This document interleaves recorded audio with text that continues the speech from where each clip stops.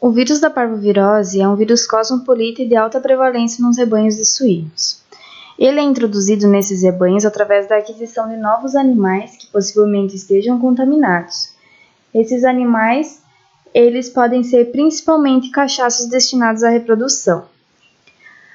Até a difusão completa do vírus são necessários apenas 3 meses, ou seja, após a introdução do vírus em um rebanho suscetível, a difusão é rápida até que todos os animais sejam sorologicamente positivos.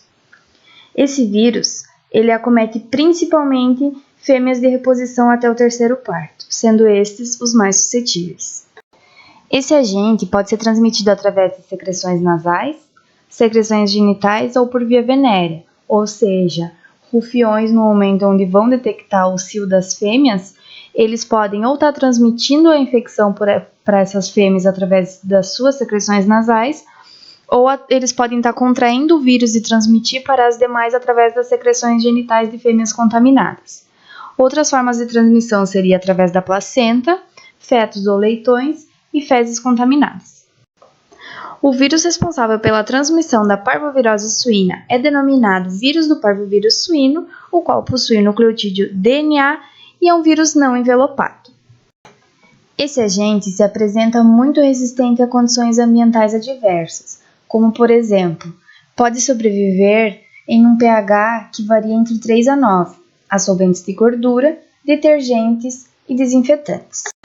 Em contrapartida, esse agente pode ser sensível a soda cáustica, hipoclorito de sódio, formol 10% e glutaraldeído 2%. A patogenia da doença, ela se dá pela infecção oronasal. Então, os suínos se infectam por essa via, o parvovírus ele vai se alojar nas amígdalas e se replicar, até atingir a corrente sanguínea, que vai se dar em torno de 3 a 5 dias após a infecção, quando nós vamos ter a chamada viremia. Como sinais clínicos, a gente tem uma doença que geralmente ela passa despercebida. Pode ocasionalmente ocorrer uma febre moderada, mas normalmente a gente só vê falha na reprodução das porcas em gestação. Os reprodutores machos, eles normalmente não apresentam sinais clínicos. O problema é que quando eles estão infectados, eles acabam disseminando o vírus para as fêmeas, via monta natural ou inseminação artificial, e além disso, eles eliminam o vírus nas fezes e secreções. Então, assim, eles podem infectar outros animais pela via oral. As fêmeas gestantes, então, elas podem infectar os embriões em diferentes estágios de gestação. Então, elas vão demonstrar diferentes sinais dependendo da época em que ela for infectada. Esses sinais eles vão desde uma reabsorção fetal até um aborto ou o nascimento de leitões mal formados. Nessa tabela, a gente consegue ver as alterações que ocorrem em cada período e a gente observa que após os 56 a 70 dias de gestação, os leitões eles podem nascer normalmente e ainda vão nascer com anticorpos contra o parvovírus. Nessa foto ao lado, a gente pode ver um caso de mumificação fetal, que é um dos sinais que mais nos leva a suspeitar de uma parvovirose suína. Lembrando que pode ocorrer o nascimento de fetos mumificados em diferentes estágios, diferentes tamanhos, já que o vírus ele não infecta todos ao mesmo tempo. Bom, então o diagnóstico da parvovirose se dá basicamente através dos sinais clínicos. O diagnóstico confirmativo deve ser realizado através de exames laboratoriais, incluindo a identificação do vírus ou antígenos nos fetos da leitegada suspeita. Para a identificação do vírus por imunofluorescência direta, recomenda-se que sejam remetidos para o laboratório amostras de fetos mumificados, restos fetais, fragmentos de tecidos necróticos em reabsorção e úteros de porcas abatidas por problema reprodutivo. A prova mais amplamente utilizada para o diagnóstico sorológico de infecção pelo parvovírus suíno é a inibição da hemaglutinação. Essa prova baseia-se na propriedade do vírus de aglutinar hemácias de algumas espécies. Caso o soro do animal possua anticorpos contra o vírus, essa capacidade hemaglutinante é bloqueada, pois os anticorpos se ligam aos antígenos virais e impedem que esses se absorvam às hemácias. Os títulos de anticorpos obtidos variam de acordo com a técnica empregada para sua detecção e de acordo com a metodologia empregada em cada laboratório. Para fins de diagnóstico, o exame sorológico para a presença de anticorpos contra PVS tem pouco significado a nível de rebanho, uma vez que o parvovírus suíno está presente na maioria das criações, de forma que geralmente se obtém resultados positivos. Além disso, este fato não tem nenhum significado quando se procura esclarecer causas de aborto, Nesses casos, deve-se fazer testes pareados, com intervalo de 3 semanas, para verificar se há soroconversão.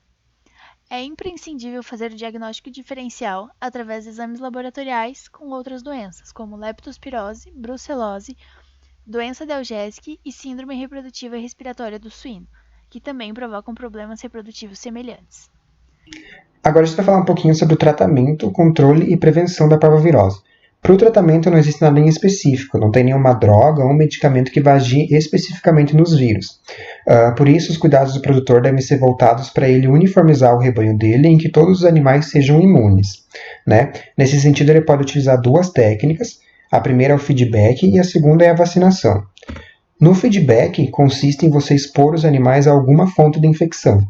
Essa fonte pode ser fezes, restos de placenta ou fetos mumificados, mas que de forma geral seja um material que contenha um vírus. Né? Ele apresenta bons resultados em leitoas antes da primeira cobertura, mas ele também apresenta altos riscos, porque você está expondo os animais a uma fonte infecciosa e se você não tem um controle sorológico muito bom da granja, você pode estar disseminando outras doenças para os animais e nem sabe. Além disso, não tem como saber se a quantidade de vírus naquele material é suficiente para causar um processo infeccioso. Então pode ser que esteja expondo e os animais não estão gerando anticorpos. O método mais eficiente, mais seguro e confiável é a vacinação. Ela vai padronizar o plantel de forma mais eficiente e além de evitar a infecção intrauterina. Aqui a gente tem um programa de vacinação, lembrando que cada vacina ela tem um programa específico, mas de forma geral são parecidas. Em leitoas, a primeira dose se faz aos 170 a 180 dias de idade, ou 30 dias antes da primeira cobertura, e a segunda dose 15 dias depois da primeira. Nos machos se faz a vacinação na quinta ou na sexta semana antes dele ser utilizado pela primeira vez, e depois de 15 e 20 dias da primeira vacinação, e após isso você revacina ele anualmente. E nas porcas você faz a vacinação de 10 a 15 dias, após o primeiro e o segundo, o terceiro, o quinto, o sétimo e o nono parto. Assim você vai imunizar todo o teu plantel.